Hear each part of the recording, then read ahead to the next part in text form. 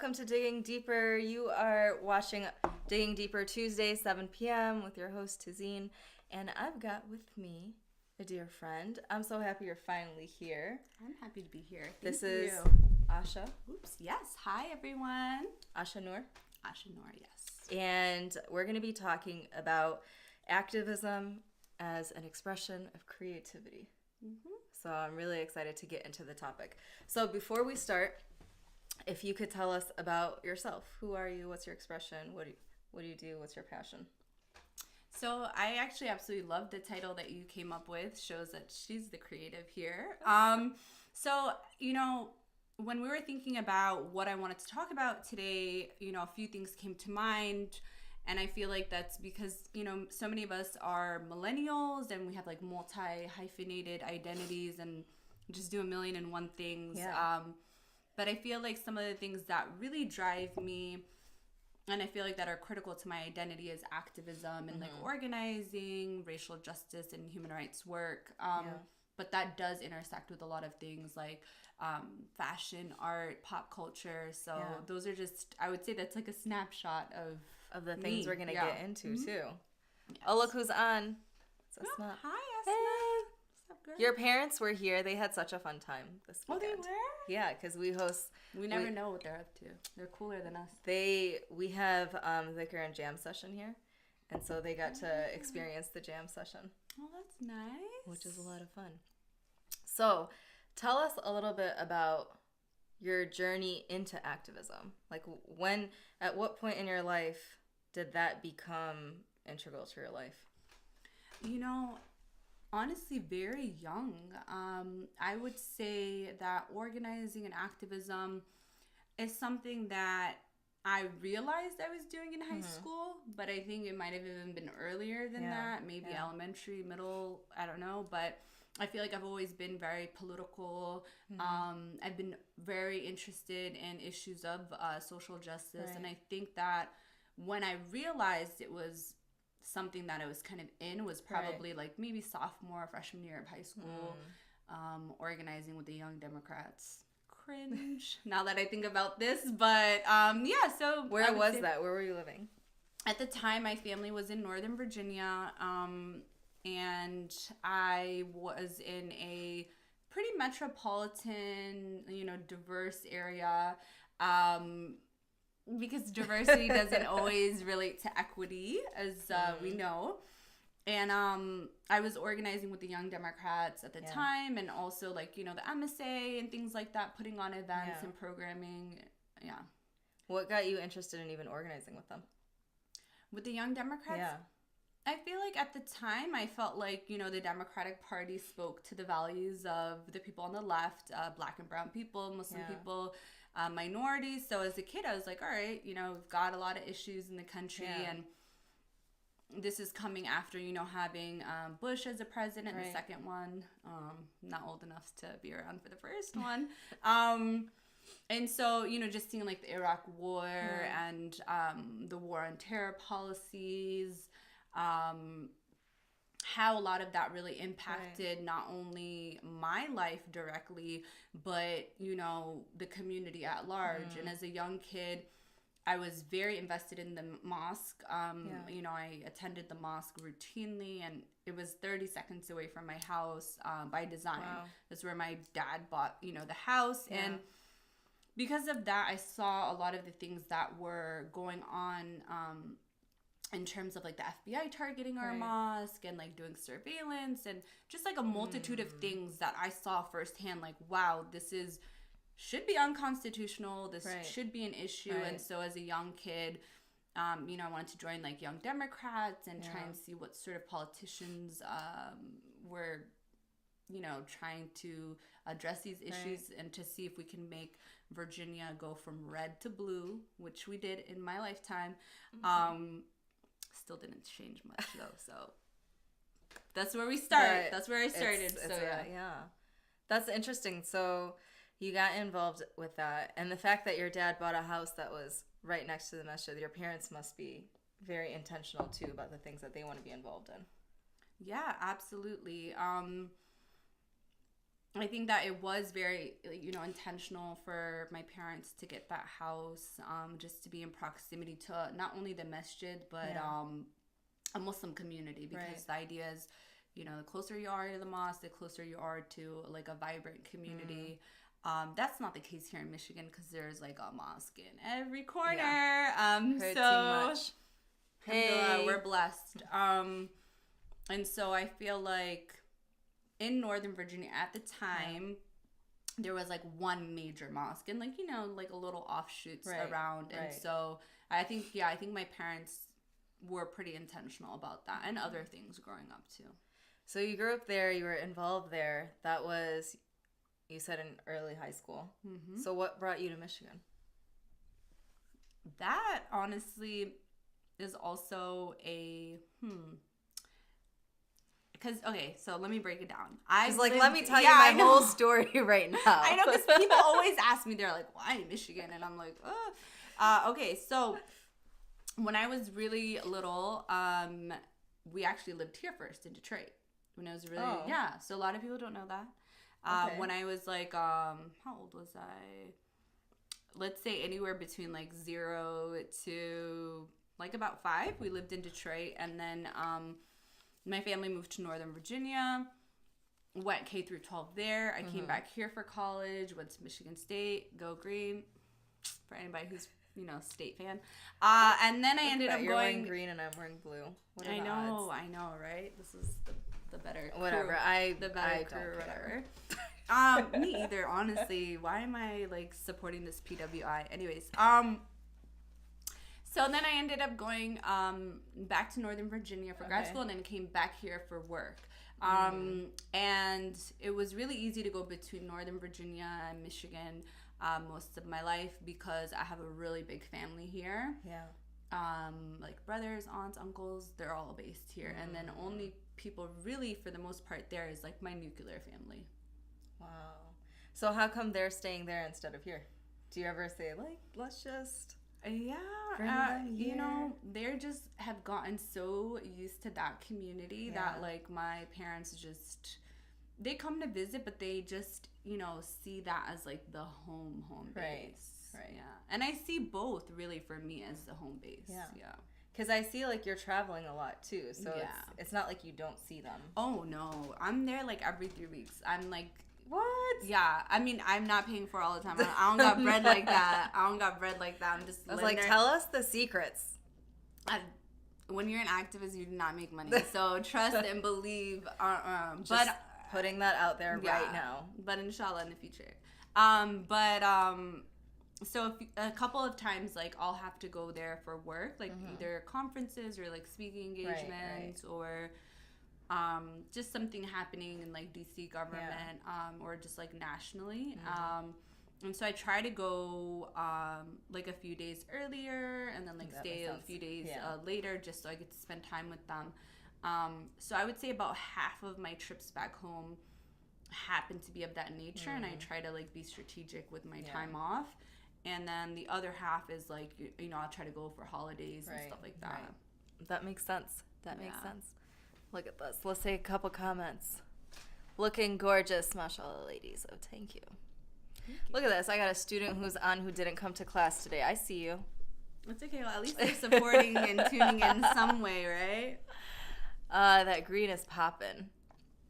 Oh, thank you. So then, you're here now in Detroit. What are you doing in Detroit? What do you do here? So, my 9 to 5, which is, I guess, what people usually mean by what do you do. I work with it is not what you meant, but no. I'm saying I don't like the question, but I asked the question. No, it's a good but question. I don't know how to rephrase it. What's your passion? What drives you, what girl? Drives that's gonna you? be like what 5. This is gonna be 5 series. No. So okay. My 9 to 5, I work with CARE Michigan. I work with policies around like inclusion for Muslims across the state. So anywhere from prisons, hospitals, schools. If you have problems at your workplace, hit us up. Got the policies and whatnot. And so that's like the work that I do with CARE Michigan and like programming and stuff like that too. Right. But then also I'm part of like different organizations in terms of like, you know, whether in like a board member capacity or just like I'm passionate about the work they do and I want to volunteer with them. So yeah. What are some of the ones that you really enjoy working with? I would say Muslim Arc, and they are anchored here in Michigan. And shout out to Namira and Marguerite. I know, but yeah. But anyway, so I like working with them. Yeah. Also, I would say just like in general, like some of the mosques in the area, I feel like I love their programming and I'm, you know, passionate about some of the work that they're doing, like the Muslim Center, for example. Dream of Detroit, haven't been able to check out programming in a while, but when I do get a chance, they just do amazing work. What are some of the issues that are really important to you? Like you see yourself really doing a lot of work within those specific issues? Or is it wide ranged? I mean, you know, I know we talked about this in the beginning, just like being like multi-hyphenated and like thinking of a lot of different issues. I would say anything around addressing white supremacy. So that, fortunately, is a very wide range of and things. And affects a lot of things. Yeah. Even the weather, right? Environmental and racial justice intersect. So white supremacy got us smoking, like breathing in nasty air quality and like, but anyways, my main passion is, you know, addressing issues around like racial justice and Islamophobia. I would say those are the two sort of like anchor points. But I, you know, do dabble in things around like prison reform and like abolition work. I do some work around like equity when it comes to like gender inclusion, intersectionality. Immigration is a major thing that I wouldn't say I'm very much in the immigrant movement space, but I am in very siloed immigrant movement spaces, like what does that mean? Sort of because the immigrant movement space is seen as very Latinx and very like that's the only sort of type of immigrant issue there is. And so I found myself in, you know, conferences or trainings or actions with like UndocuBlack or Baji. And so these organizations address issues of immigration from the Black lens. You know, there are a lot of Black undocumented immigrants in this country who face Abisa here in Detroit, like amazing. Shout out to Sadie. And so, yeah, so when it comes to immigration, I would say, you know, I'm passionate about it in terms of how it impacts all communities across the board. But I just find that I fit in where, you know, at that intersection of like being Black and immigrant and undocumented, not myself, but just in those spaces oftentimes. Yeah. It's interesting that you talk about, you said racial justice and Islamophobia. And it's so interesting because I'm sure the racial justice work you do is not just like the mainstream community, but also within the Muslim community. So how is it like combating things that are within these different communities that we're a part of? So you mean like intra-community, like what's going on? Ooh, that one is It's not called digging deeper for no reason. I was gonna say that one is, you know, more of a, you know, ruffle feathers when you get to that topic. I think because it's super easy to be like, okay, like we're all collectively minorities, and so we're gonna address the issues that impact us. You know, even if they impact us on varying levels, we're like in this fight together, which is all, you know, I stand by. And I think that that is the truth when it's done intentionally and correctly. However, if we really want to be like introspective and reflective, I think we absolutely need to step back and say, okay, we're addressing, you know, all of this harm and hierarchy and abuse and racism and just like all the isms you can name when it comes to society at large. But we need to also address that internally within our community, and to talk about issues of like anti-Blackness within the Muslim community, or colorism within the Muslim community. I mean, you name it. So yes, absolutely, that is something that I have, done like panel discussions, written about, thought about, been attacked about. I'm right? sure. Because people get really in their feelings when it comes to reflection. It's like, let's focus on what they're doing to us, but not as opposed to what, casually dropping the A word or calling someone like Yeah. So yeah. That I find that interesting because you have people who, like you said, within minorities, there's these issues affect different minorities in different ways and to varying levels. And so to be a part of a community where you might have people say, oh, we're all in this together, and seem like, oh, we're all advocates of this cause, but then within that group, those same things that we're fighting, we see that, and we see people have bought in to that hierarchy of white supremacy and don't realize that they've bought into it and think that because they're fighting on these other collective issues that, well, I don't really have to worry about myself because I'm already fighting this other in the thing. movement. Yeah. No, 100%. That's something we come across like every day, and it's like, when I was younger-ish, I feel like I would be like, oh, well, that's just them, and like, we don't even need to like engage. Like if they feel like, okay, they're gonna be activists on this issue collectively, but do all of this harm internally, then it's like, all right, then you're not even worth my time.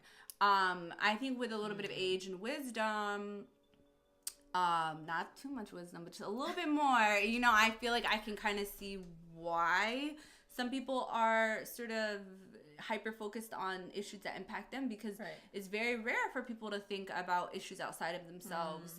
It takes a very evolved person. It takes a thinker, a reader, a person who's in community to really think about these things. It doesn't mean I'm giving folks a pass, but it means that, if someone has made mistakes in the past or has been short-sighted in terms of, or not short-sighted, just been like, selfish with their activism or selfish with these things, I'm like, okay, it's not an indication of their character at large more than it is maybe their lack of exposure to this, or their lack of understanding or empathy. And so instead of being like, okay, I'm completely writing everybody off who's ever done erasure, who's ever made comments, who's, I don't organize or do advocacy from that place anymore.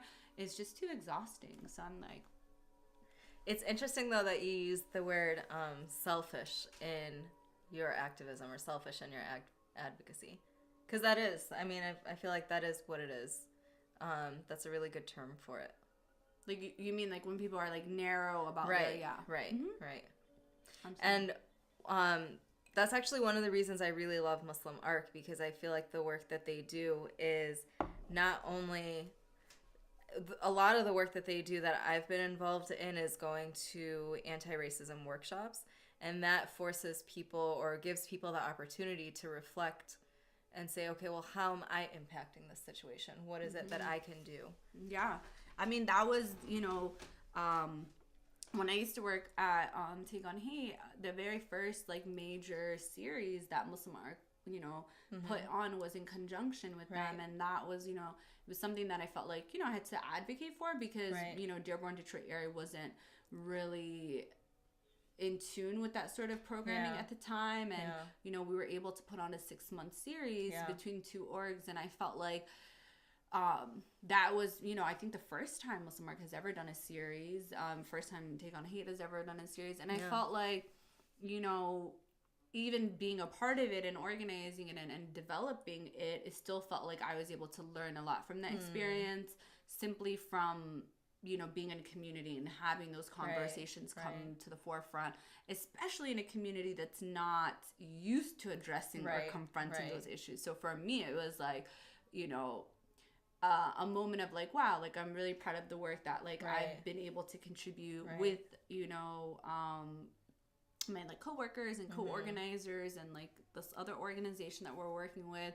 But at the same time, I had to step back and be like, whoa, like, you know, I need to do some self-care because there's just a lot of like heaviness coming out of this space, and we're addressing issues like, you know, like anti-Blackness and microaggressions and like erasure, you know, lateral violence, so on and so forth. And this is all amongst Muslims. So like that's what makes it more wild to me, or made it more wild to me at that time, was like, okay, this is all about focusing on our internal issues, because there are so many, unfortunately. So what do you do then what do you do for self-care?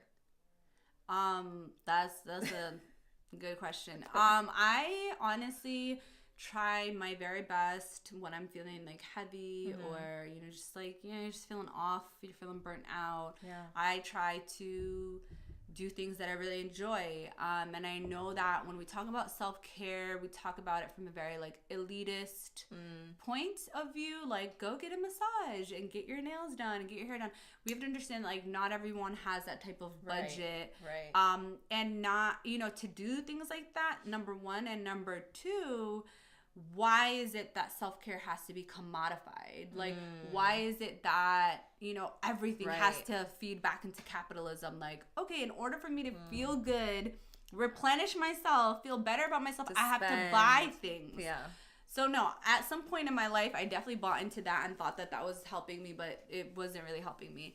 I honestly think that self-care is anything that you're able to just pause time and find joy in. And for me, that's like blasting my favorite songs in the car. Singing along, eating food that I really like. Making music videos with my family, definitely. Shout out to, what was the last one we made? It's probably like cooking in the kitchen or something. But anyways, you know, so yeah, the Migos. That was our last music video. Are those all on your Instagram? Can we all? Yes, all of those might still be on my Instagram. But yeah, so music videos, just like kicking back with family, like sitting back watching a movie at home, like catching up with friends you haven't seen. And it doesn't always have to be over dinner, food, some sort of capitalistic like endeavor. Just chilling, you know. I remember that music video.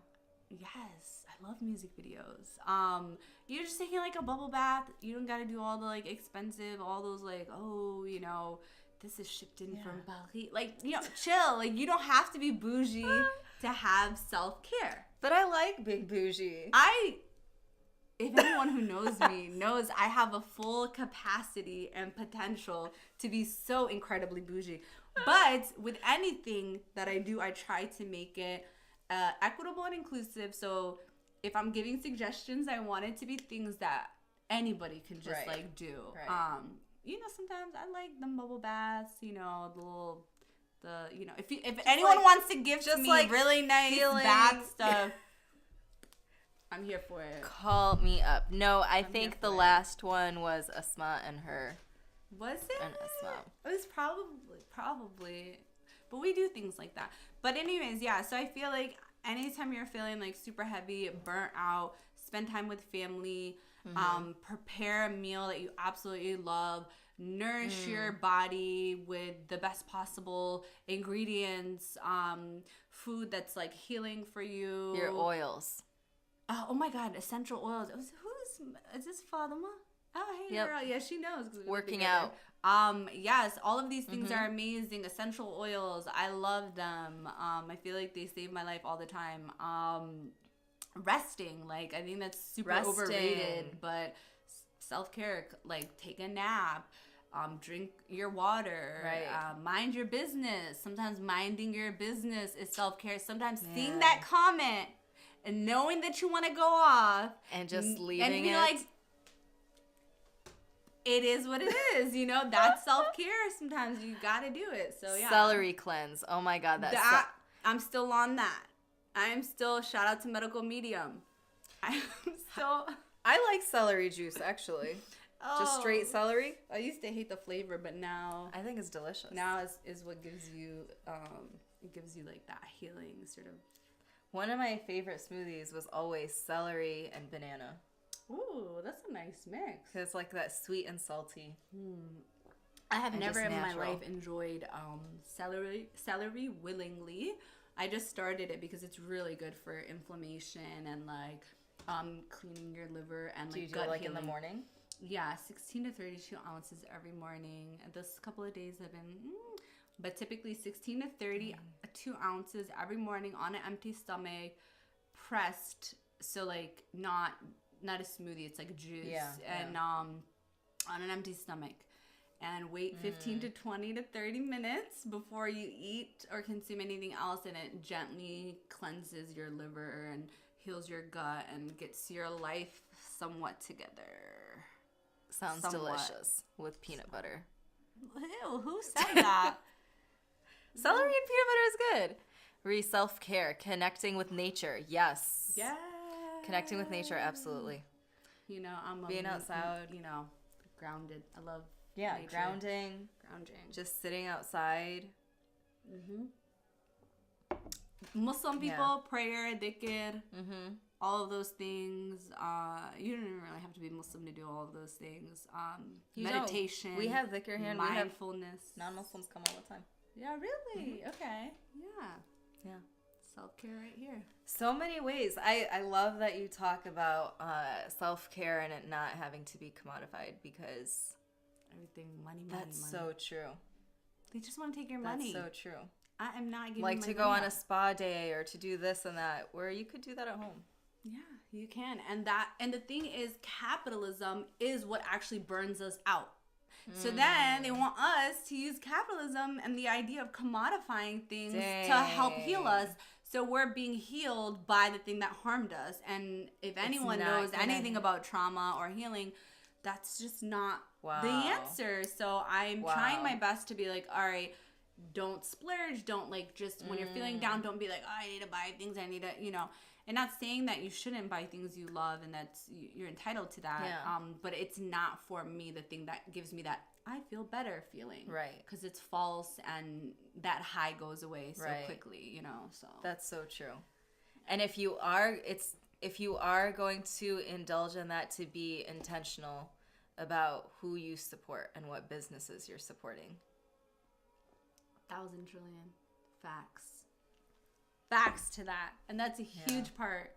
So glad that you said that. That's a huge part of, I feel like, being intentional, and a huge part of sort of the type of activism that draws me, or that I get purpose from or meaning from. I think that a lot of us don't think that buying power and all of those things have anything to do with activism, because you're like, you know, burn the system and like, you know, resist patriarchy. Like there's like, you know, I feel like activism has been like reduced to like a few power phrases that, you know, people forget the actual underpinnings or some of the invisible labor that has to happen, or some of the movements that aren't as trendy, right? Like buying black, supporting black businesses, being really intentional about supporting like black and brown businesses, supporting Muslim businesses.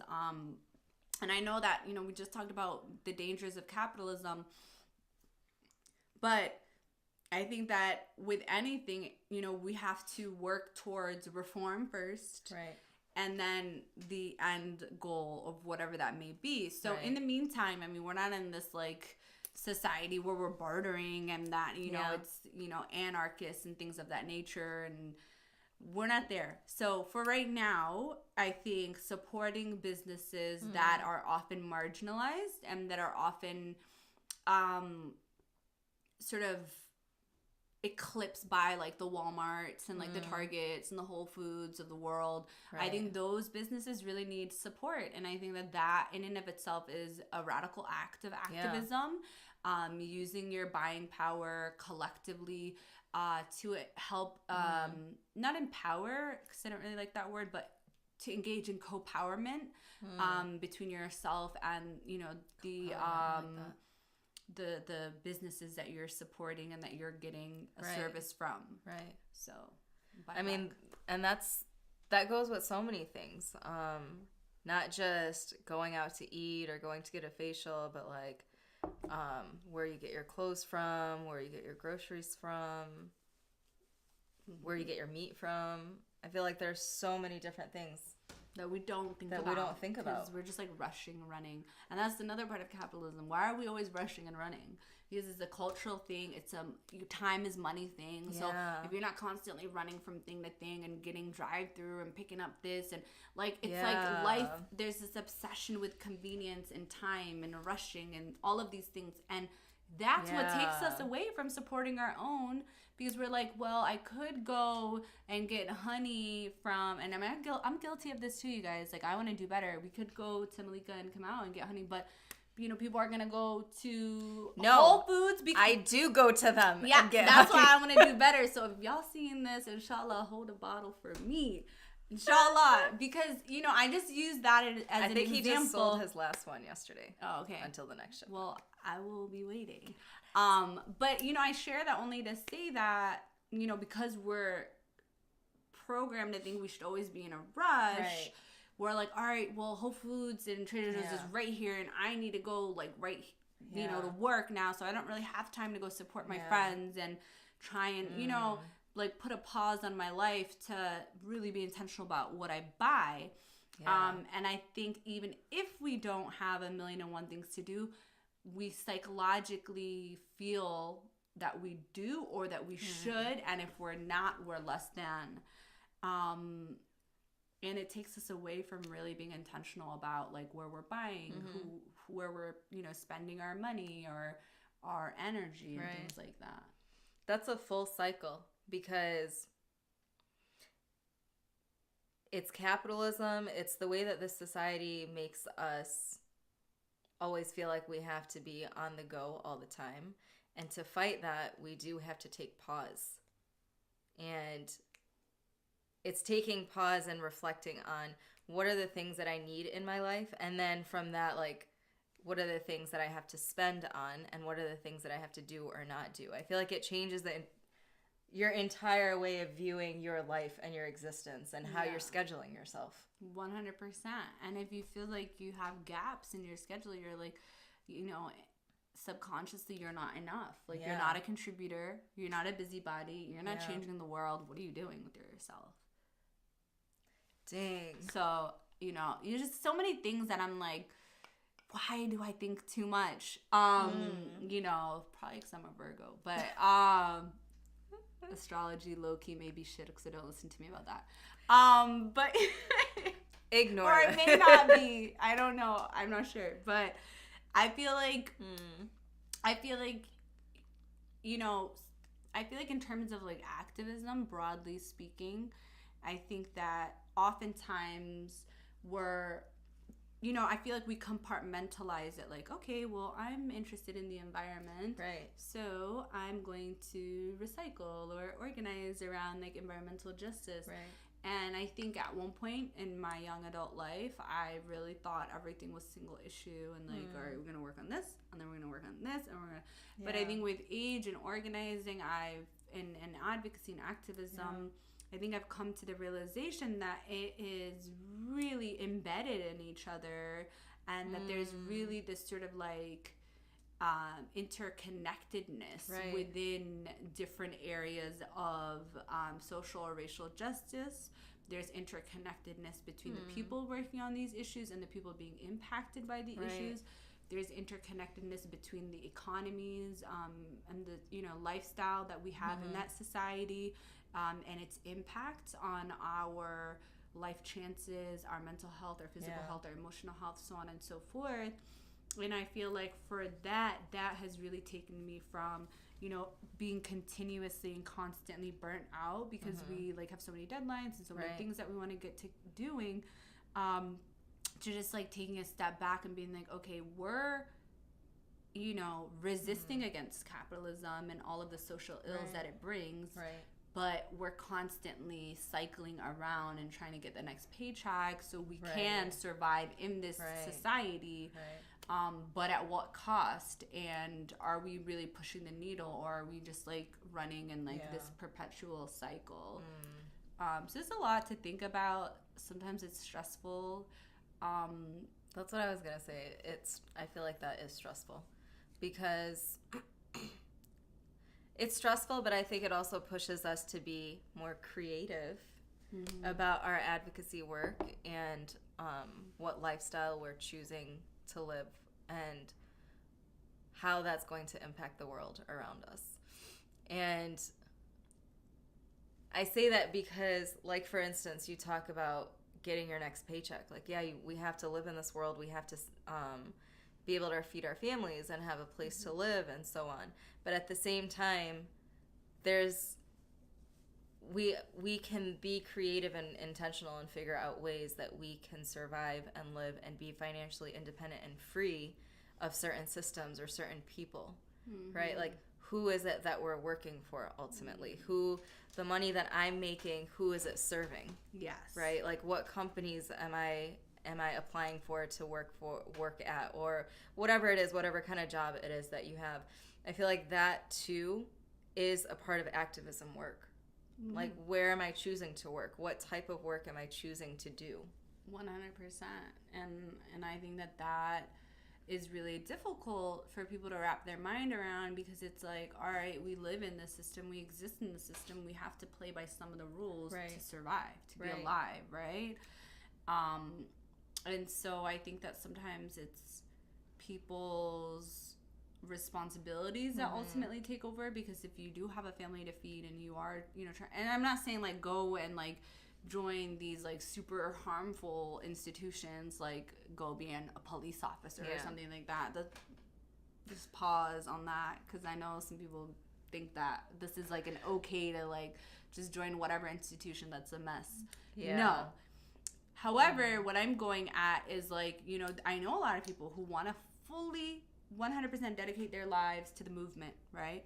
But not everybody can do that, because a lot of people have children and families and homes and so many things that they have to take care of. So often we'll see, them have like a traditional other sort of path, and, their free time may go towards something else of that nature. Right. And that's exhausting as well. And, so I don't know. I feel like you just ultimately have to do what works for your family, what works for you, what works for your abilities, your health, your mental, emotional, spiritual health, and otherwise for your family, that's able to provide for yourself and for your family, and to try your very best to live intentionally. And just realize we're human, we make mistakes, we take 10 steps forward, or we move forward in life and we move back, and that's just a innate part of that is a part of life. But to always be reflecting. Let's take some comments. Introspection, it's a good thing. Introspection, absolutely. Let's see. The fam at Fenton, yes, love this. Zahra's Kitchen. Oh, Put in a plug. I have her cards, actually. Yes, shout out to Zahra's Kitchen. If you guys want Somali food in the state of Michigan, mostly like Metro Detroit area, you gotta hit up Zahra's Kitchen. Let me get that number down. You should. Yeah, I have the card. It's in the other room. I can post it too. Yeah, those sambusas though. If you haven't had it, if you haven't had something, just go to the Muslim Center for Jumu'ah prayer, and yes, the Muslim Center. Get your sambusas for $1 and some shai. Yes, definitely Fridays at the Muslim Center after Jumu'ah is the best time. But you'll put the card up on your story. Yep. But yeah, so that's where you can get some live food. You can get samosas, which are on point. They're delicious. Yes. They're delicious. And she said that she's going to be selling them frozen for Ramadan. Yes, for Ramadan. So I know we just talked about slowing down and not being on the rush, but we are still on the rush. So if you don't have time to wrap samosas, which you probably don't, because who does? Get a big bag and fry them, throughout, or bake them if you want to be like a little healthier. I asked her that. I was like, "Can I bake these?" You can, yeah. I mean, they don't like taste exactly the same. I know, but I can't do the whole fried thing every day. You know, there's the air fryers now. I Yeah, don't have that. my mom has one. But she uses it all the time. The girl, they go to your all mom's the time. house, air fry, and just do it there, and come back. Yes. You know, she lives an hour away from me. Air fry them on the weekends. On the weekends. Air fry them on the weekends and then reheat them. Yeah, possibly. Or like, you know, I'm sure there's something. We can or just figure take out them a there. finesse. Just take them there and have them with her. Yes, have the samosas on the days that you're having iftar with your family. Exactly. Yes. But yeah, so you can go ahead and check that out. Yes, your mom. So we talked about so many things, and there's so much more that we can dig into. But let's shift gears and talk a little bit more about creativity and how activism is an expression of creativity. Because I think sometimes people think of activism as like being hard on yourself or being intentional and having to like overthink things, but being creative is, I think, an essential part of being an activist. So if you could speak to a little bit about how that affects your life.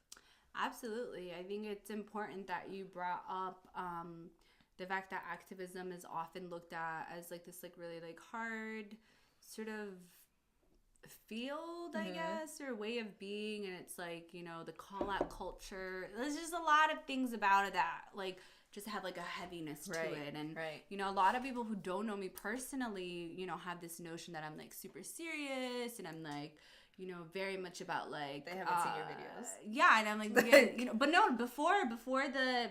Because I've been like more open now in the last 3 years with my social media. Before that, I would never post a music video of me dancing, having fun, letting loose. I didn't know you before that, so I don't know who that... I don't know who that Asha is. That Asha still did all of those things, but I wasn't so open in sharing those parts of me because I felt like my platforms at the time were to address the serious issues, and that was it.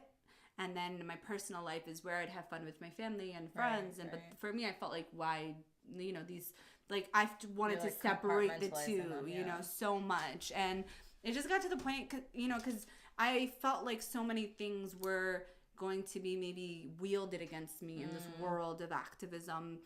As a young female organizer who's a Black Muslimah, I felt like, okay, if I share all parts of me, the fun parts, the music video, like, you know, being silly with my family, like that would take away legitimacy because legitimacy is already not allotted to a young Black Muslim woman. Age isn't very much of a thing. Like, oh, she's just super childish and she's not a critical thinker. She's not an expert. She's not a legitimate contributor in this way. And so I used to be very calculated, like, okay, I'm only going to write updates that have absolutely everything to do with the work that I'm doing, and that's it. And nothing else. Didn't mean that I wasn't, you know, being creative and expressive in other parts of my life, but it just wasn't for public consumption. And so I feel like with time, I just kind of don't really care. Like, you know, at the end of the day, like, my work speaks for itself. My passion speaks for itself.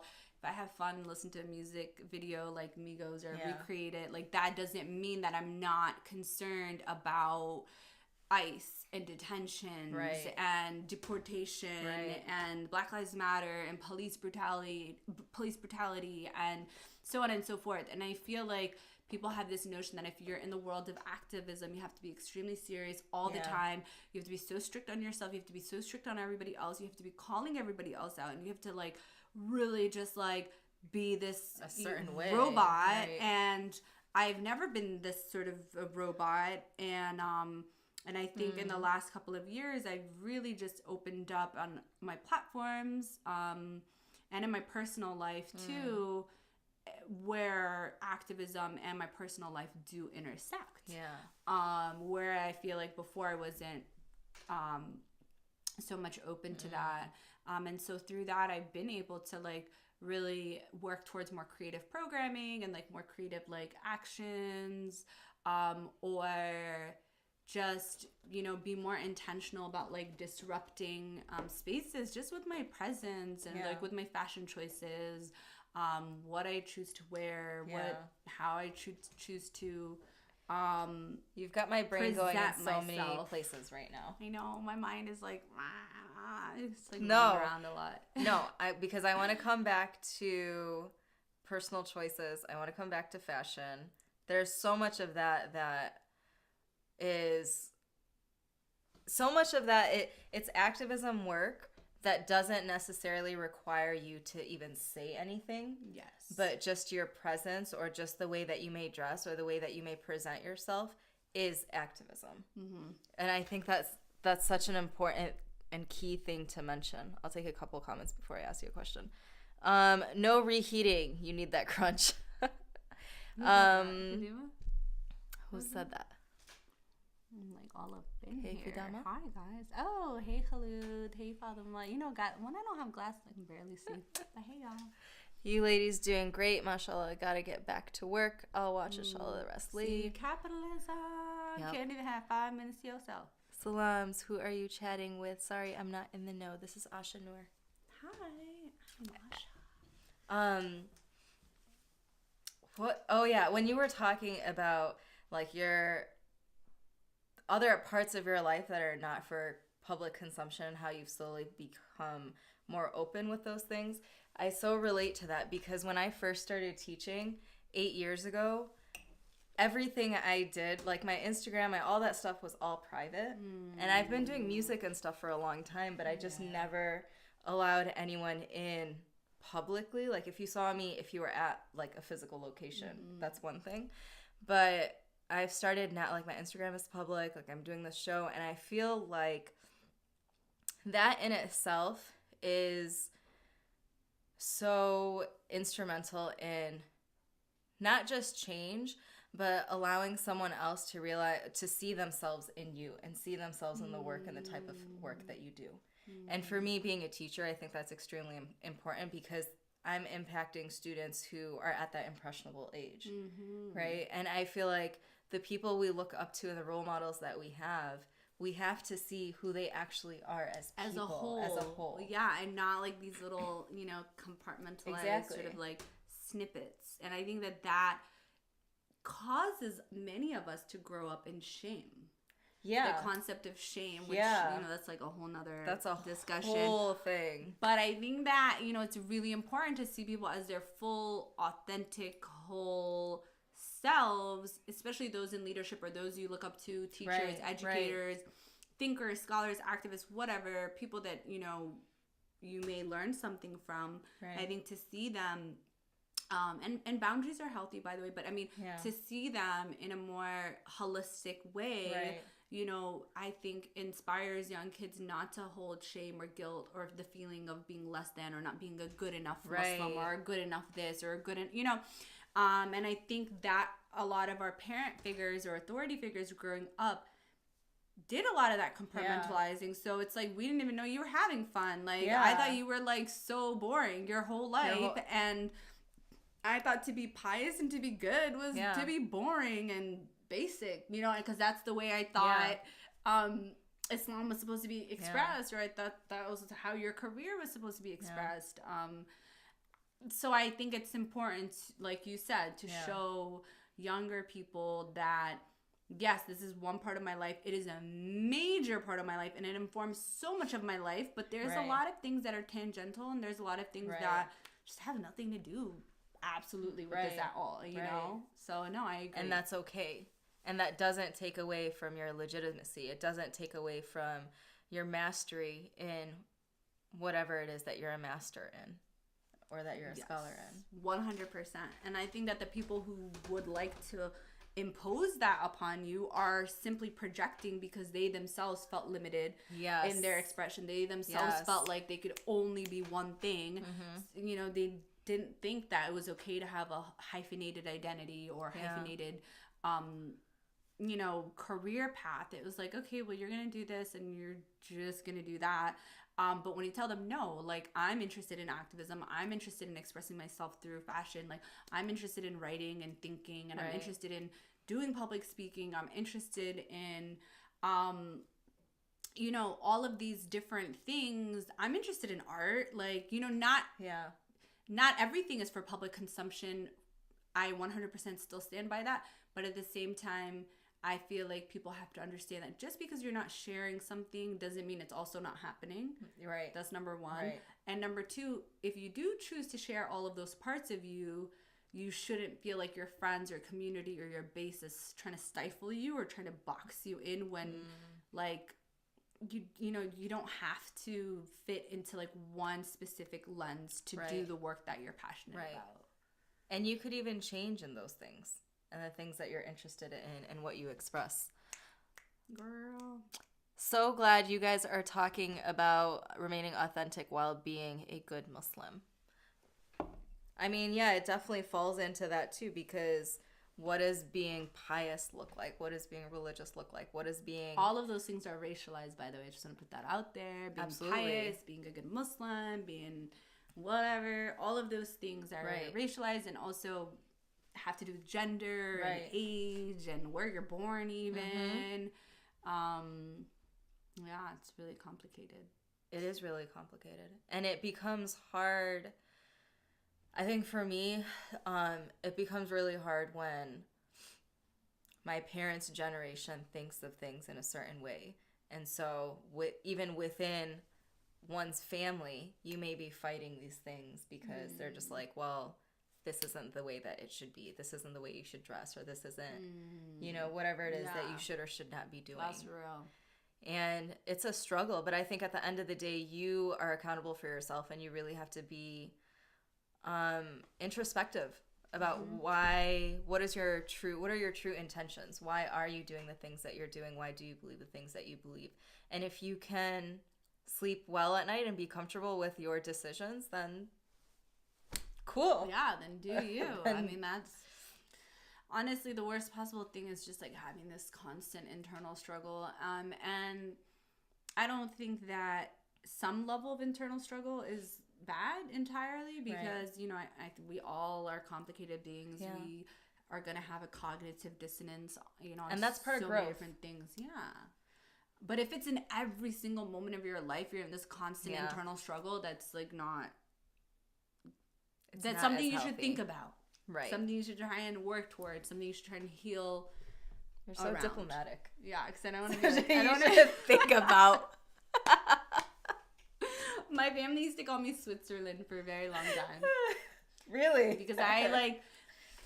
It's not that... When it comes to activism and stuff, I have no issue like ruffling people's feathers, you know, to get a point across and to really move the needle, especially if I know so many people's lives are depending on a really messed up policy. I will call the policy messed up. Right. But when it comes to individual humans, people by people, especially people I care about and people I love, I find it so hard to be critical of them, to their face, behind their back, whatever. Like I just feel like, man, and this comes with growth. I mean, probably in my early 20s, I'm like, yeah, I don't like this person, they're whack, whatever, right? And probably gonna have that issue, whatever, right? We're all humans, but I think I'm in a place in my life where I think of, okay, this person is going through something. This person is saying and doing things or really struggling with certain things that could bother me, perhaps, maybe even directly impact me in some way. But I'm wondering, like, okay, well, what led them to that action? Like, why do they feel that they have to do these things, or why do they think these ways on these things? Did they experience childhood trauma? Are they having a difficult time with like work or family? Are they going through things? And I think with age, that sort of like husnul dhan, like thinking like, okay, what are people experiencing before I just like get pissed, you know?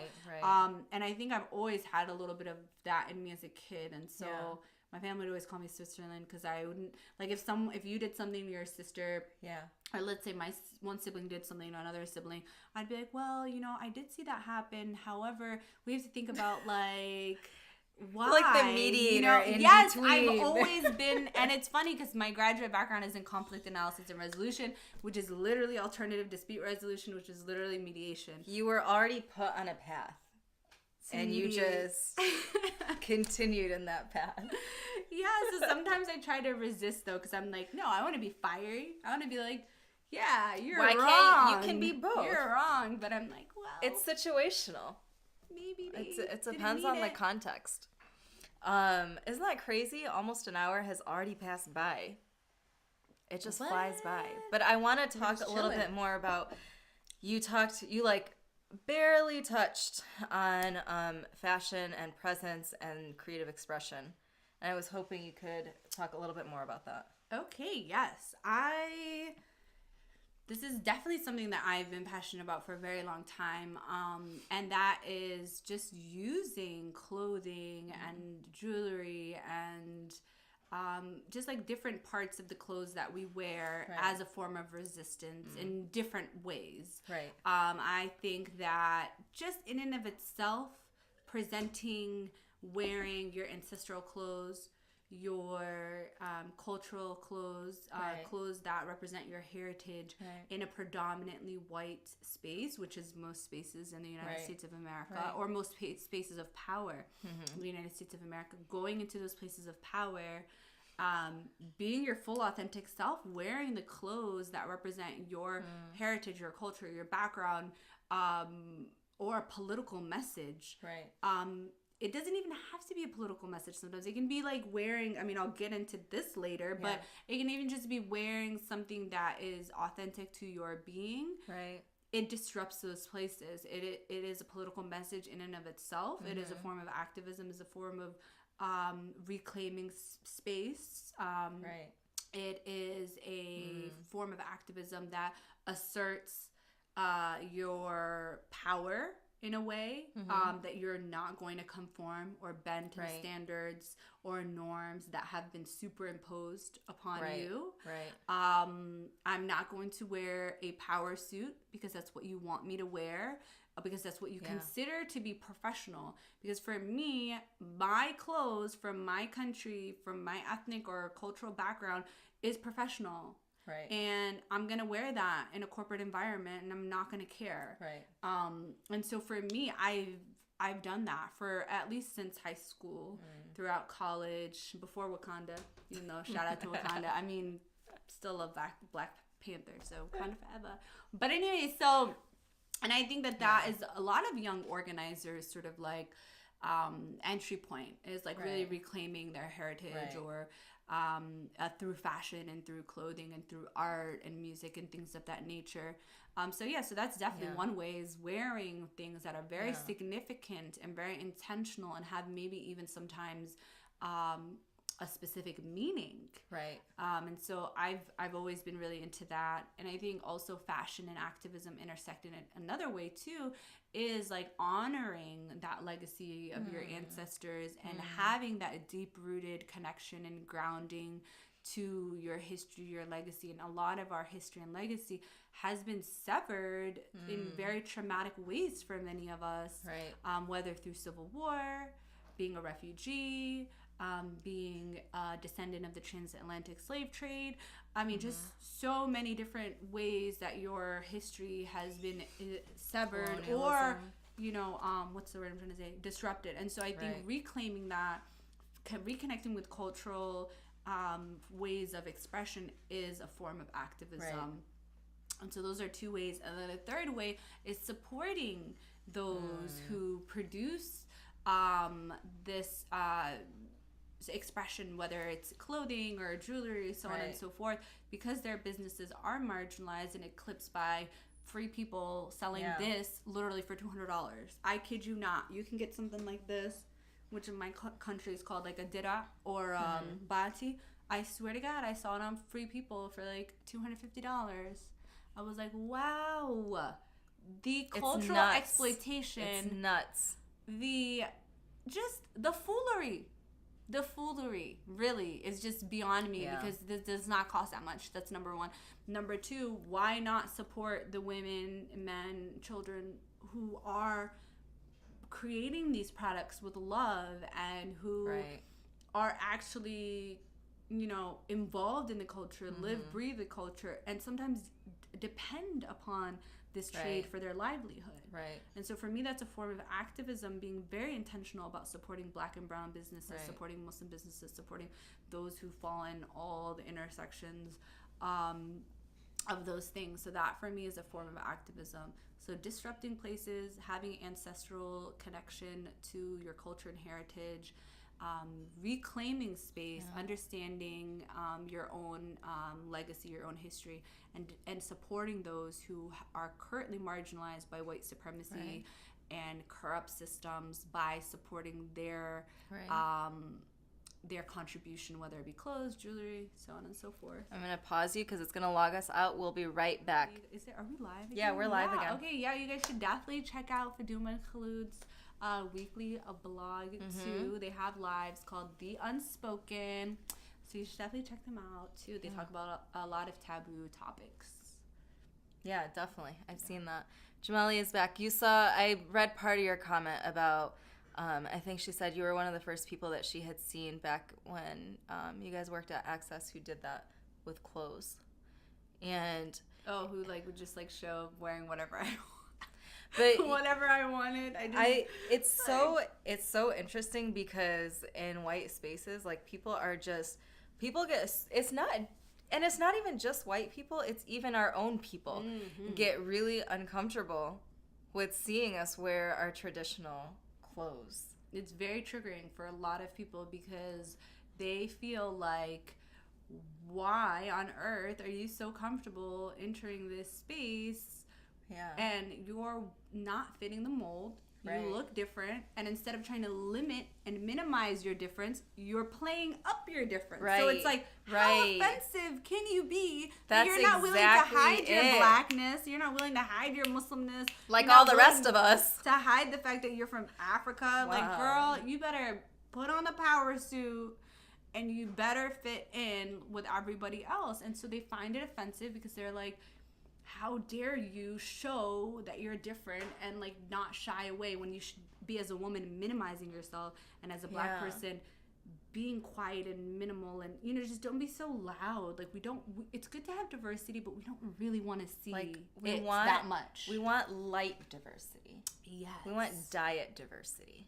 Yes. We want you to we want to know that you're diverse just because we see the color of your skin and your name is funny. But that's it, yeah. And we accepted that you're here, and we'll maybe try to say your name. Yes, and not give you a nickname, which they more than likely usually try to do that. No. But no. Yeah, so it's definitely, it's definitely something that, like you said, it upsets a lot of people, and it has different reviews. For some people, it excites them because they feel like, wow, I wish I could do that, and I can't. Yeah. And then some people, it's really wow, this girl just doesn't care about it. Too bold, and that is in of itself triggers a lot for men, especially white men. This wow, she's not being tamed by patriarchy. She's not being tamed by our standards. Yeah. She's wild.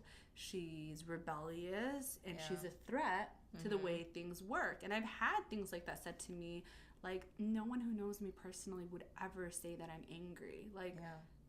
It takes a very long time for me to get upset. Switzerland's not gonna get upset. I have never actually yelled at someone full on scream at people. That's just, it's just never been in my nature. I've always been all right, I'll get mad if we have a disagreement, and I'll be upset, but I'll go to my room. I've always been an avoider, a very introspective child. I've never just yelling matches. I'm not that person, right? And so I would hear people in professional settings call me aggressive and angry. But it's amazing because I think if you just are speaking with confidence, that comes off as aggressive. Yeah. That's how people will see it. That, because you're not you're not. Or just racialized in general. Yeah. Me and you can have the same tone. Completely same tone. Completely talk about the same exact things, and they'll be like, oh yeah, Asha's angry. I've had that. Aisha's a witness to that. Previously we've been in a situation where I was having a conversation in this exact tone, and someone was like, well, you're just angry, girl. You're just an angry woman. Wow. I thought to myself, well, that's a racist trope, but thank you, for showing your cards. And for me, I think it's my whole thing was, okay, I'm going to be racialized as an angry black woman no matter what.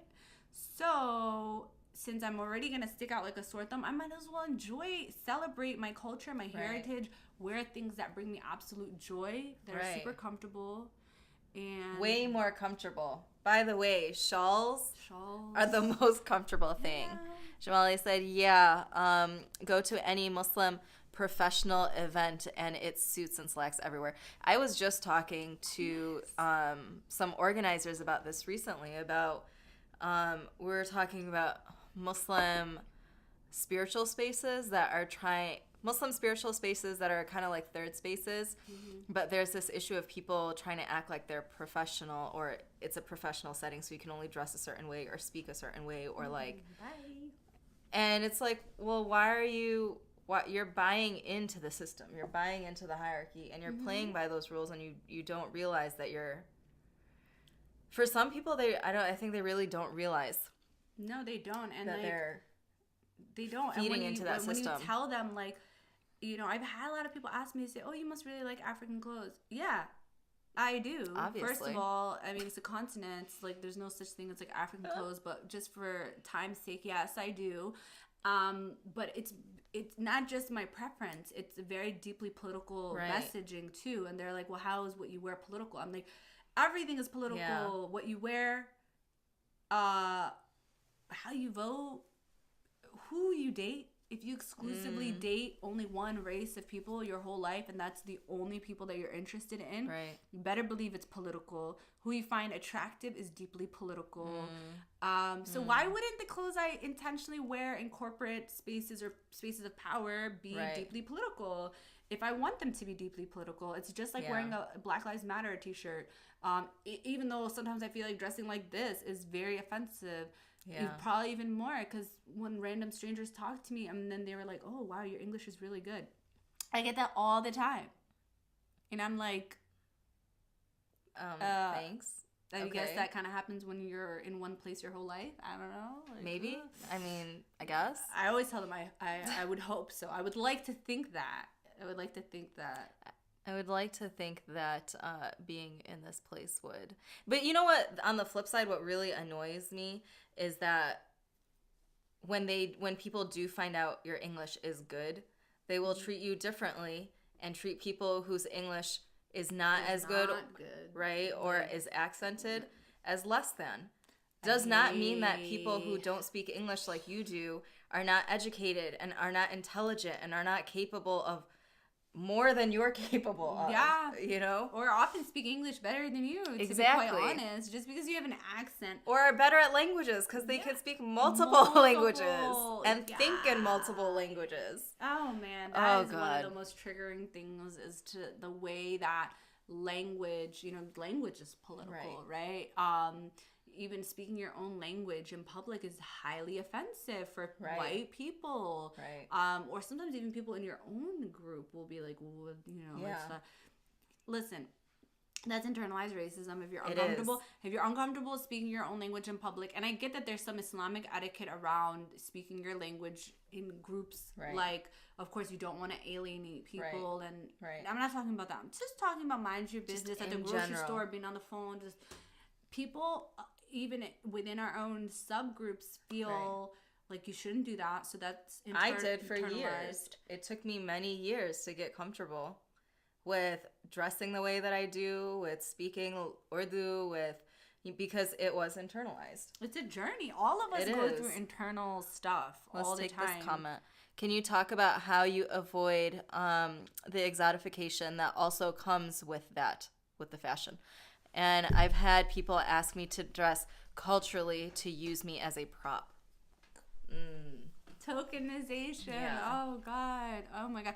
When I do get asked to wear cultural stuff specifically, that's when I'll wear, like, the black shirt and black pants and, like, just...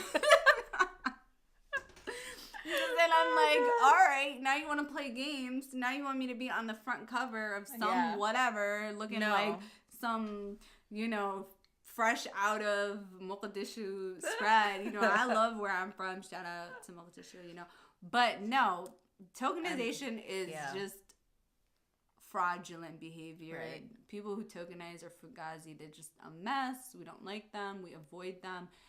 but tokenization does happen. Right. But it happens to each and every one of us, willingly or unwillingly, consciously, subconsciously. Yeah.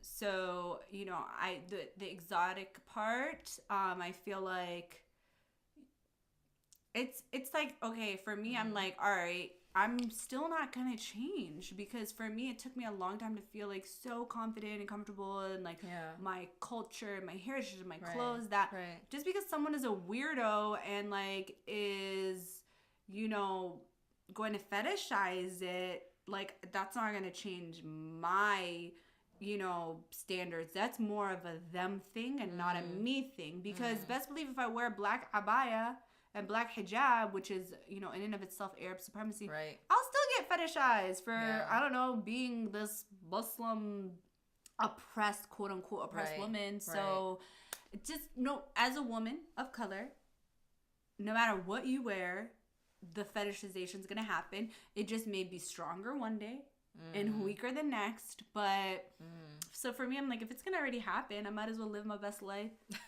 and live like I'm golden. You are. Look at this. You know? Look at this glow. It's highlight. Look at. But sometimes, do you see this? It's the just light. Water. The light is making it pop right now. This is what you need. Well, do you want to talk about? We have a few minutes left. Do you want to talk about what you're wearing? Yeah, actually, I could do that. I hope my mom don't see this. Is this your mom's? This is another thing you took from your mom? She was totally okay with me taking it. This is my mom's. Most of my shawls are my mom's. Me too. I this is very beautiful. I fleece my mom all the time. But this one, she was okay with me taking it. However, it's the print is typically worn by married women. But for me, I just like the print. So I was like, I don't really care who once said it's only for married women. A long time ago, culturally, I was like, I don't care. So she's like, yeah, go for it. It's not like you ever follow the rules anyway. So I was like, you know me, mom. You know me too well. So yeah, it's just called a dira. And this print again is like usually used in a ceremony. This particular scarf is called a shash, and it's used typically like there's like a party 7 days after a girl gets married, and like people come over and put these head things. But anyways, this is just one of my favorite prints. But in general, we have these type of dresses called dira. I wear them a lot. We have a long sleeve cotton dresses. They're called bulji. I wear those too, and they come from neighboring regions too, like Ethiopia, Kenya. Because my parents are I'm from Somalia, but we'll get neighboring prints, and just the style is called bulji, and I'll wear that often. And then also I get stuff from all around the continent. Not that I'm traveling there, but you know, I got friends and family, you know, go there, come back and stuff like that. And so always with, you know, I try my very best to always get permission from, you know, those cultures, or people will gift them to me. And so I try to be intentional even in that, because like I'm not going to try and like assume a culture that I'm not in proximity to or that I'm not a part of. So yeah, so this dress and headpiece is a dira collection gift from my mom. Love it. This, we can't really see a belt, but you know, this one's too. Almost everything's from my mom. You know, that's keeps how we do. Connected to her and my ancestors and my culture. So this is from the homeland. Beautiful. Ismail always makes fun of me because every time I go to my mom's house, I always take something. You have to. Always. Like she always has the coolest things, like rings, necklaces, earrings, clothes, shawls. I mean, they're there for a lot of things. They are amazing. Heaven is underneath their feet. But if they're fashion icons, just borrow / take / honor them. Honor. I like honor that. Them. Honor. In wearing it in their legacy. Yes. In their honor and in their legacy. Okay, so what else do I have on? Let me feel this. Okay. I know, I'm like, what necklace did I put on? Okay, this is actually a dream catcher, and it's a gift from a really good friend who is indigenous Native American from the Ojibwe tribe from northern Michigan. Shout out. And so for me, you know, I like wearing different cultural items that have significance, especially from marginalized, invisibilized communities that are oppressed. And the indigenous community, we must always honor the indigenous community. This is their land. We're on borrowed, stolen land. We are on stolen land. But us people of color, is very complicated, our agency here. Right. However, so yeah, this is from an indigenous friend of mine.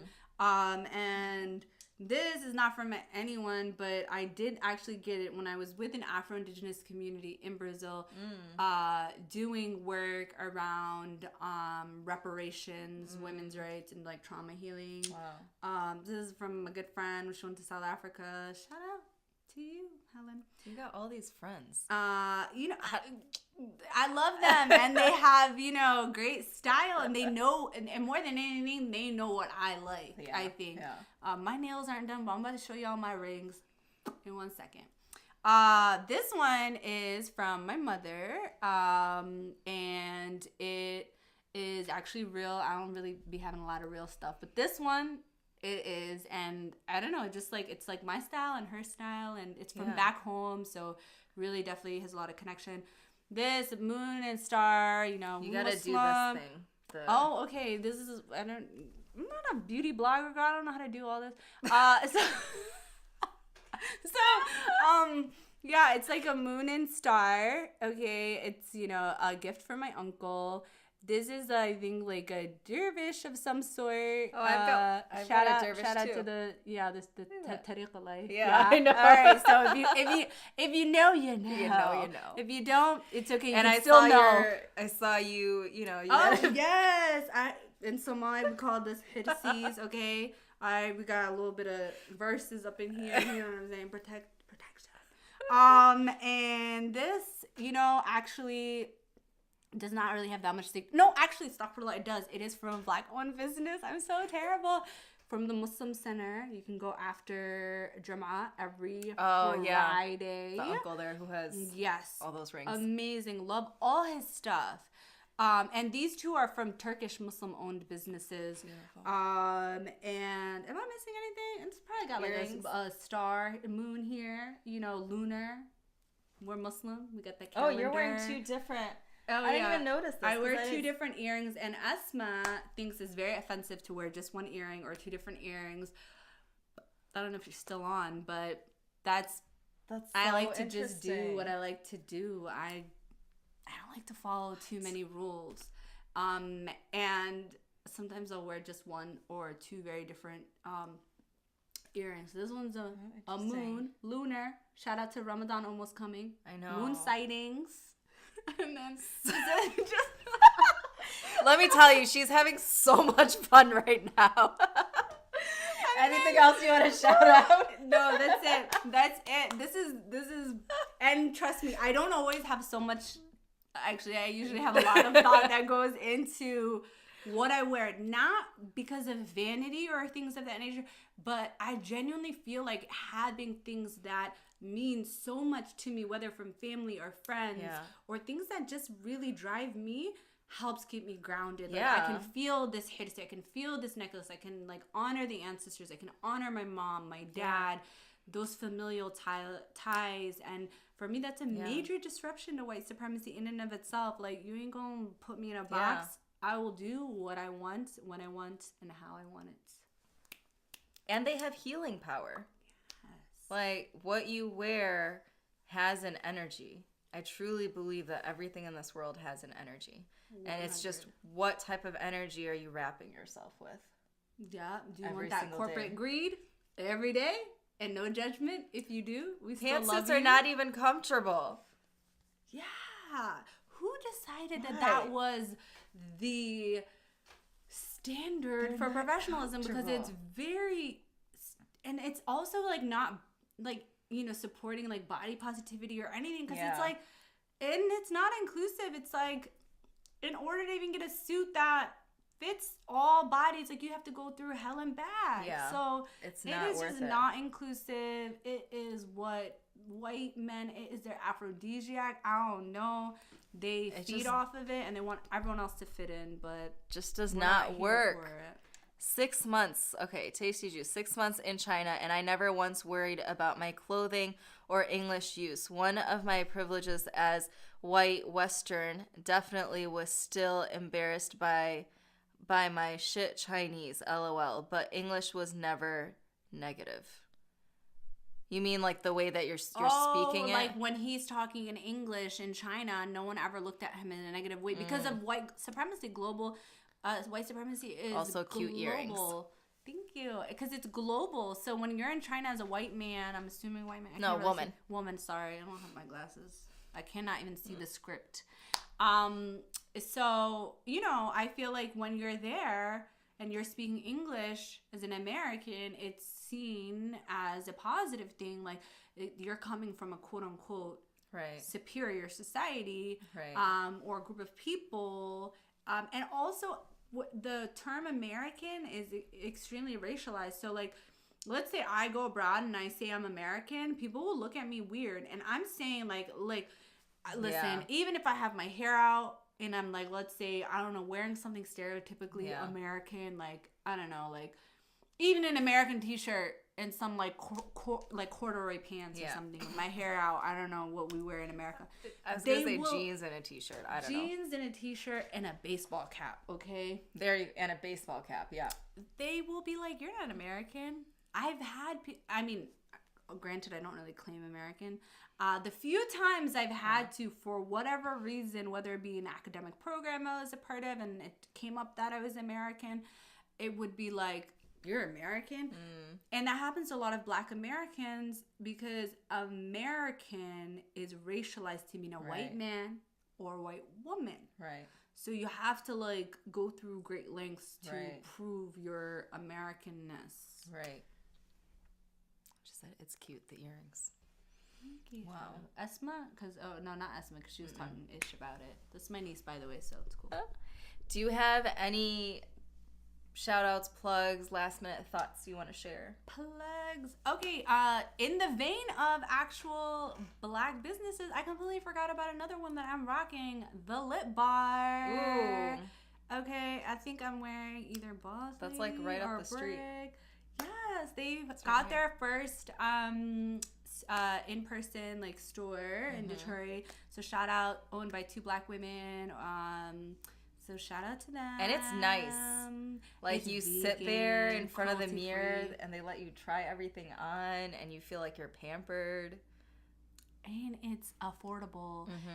The material, like it is just like it stays forever. It's cruelty free. It's vegan. It just nice smooth application. Black female owned, local, and what else? Very inclusive branding too. So I forgot about that. Other than that, shout out to we're about to have our banquet for Care Michigan this Sunday. So if you're local and in Michigan, come to that. We're gonna have Rashida Tlaib. Shout out to her, Muslim Congresswoman. Our girl. I got to perform for her. Yes, I was there. And she did an amazing job. I was like, whoop, whoop. I was so excited. This is amazing. Mashallah. And Umar Suleiman, who's also a great speaker, too. He's going to be there at the banquet this Sunday, Burton Manor. Show up around 1 to 4 p.m. And what else? Yeah, that's it. Just keep following this amazing woman in her journey of digging deep and bringing on great people. Amazing people like yourself. I mean, there's like definitely been cooler people. However, I would agree. I think you're pretty. I feel like the only people I invite are really cool people. Because she's a really cool person. I just love everyone who comes on. Well, thank you for being here. Thank you for sharing your truth and just your expression and teaching us. That was very awkward. But thank you for having me. Thanks for being on. I will see you guys next Tuesday. We're here every Tuesday at 7 p.m. Check out the website www.digging-deeper.org. Her bio and info will be there, and I'll have links to anything that you want to share. And go on my social media, watch my short dance videos. Watch her music videos. Are you sure? Did you want to express one right now? No, you know, I need to have my family, cousins, everything, you know, because I'm not a solo act, I'm a group act. You get what I mean? I mean, maybe like that's gonna like my pave solo the way. career. It's about to pop off, and I'll know. just, you know. We'll see maybe next time. Until then, I'll see you guys next Tuesday at 7. Peace.